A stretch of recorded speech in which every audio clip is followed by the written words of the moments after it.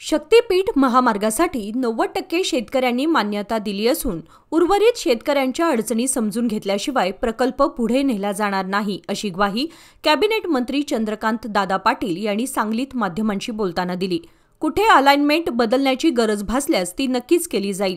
बहुतांश शेतकऱ्यांची संमती मिळालेली असताना हा महत्त्वाचा प्रकल्प प्रलंबित ठेवणे योग्य नाही असे स्पष्ट मत चंद्रकांत पाटील यांनी व्यक्त केले। बघा, शक्तीपीठ या विषयामध्ये 90% शेतकऱ्यांची मान्यता आहे। ज्यांची मान्यता नाही त्यांचं म्हणणं समजून घेऊनच शक्तीपीठ तयार होईल। अनेक ठिकाणी त्यामुळे जर अलाइनमेंट बदलावी लागली तर बदलली जाईल, पण जवळजवळ तिकडून सुरुवात केली वर्धेवरून तर बहुतांश शेतकऱ्यांची त्याच्यावर मान्यता असताना हा एवढा मोठा प्रोजेक्ट पेंडिंग ठेवणं बरोबर नाही। म्हणजे मग ज्यांचा विरोध आहे त्यांच्या विरोधाला किंमत देणार नाही का सरकार? त्यांच्या विरोधाची दखल घेणार आणि आवश्यकता असेल तर काही ठिकाणी त्याची अलाइनमेंट बदलणार।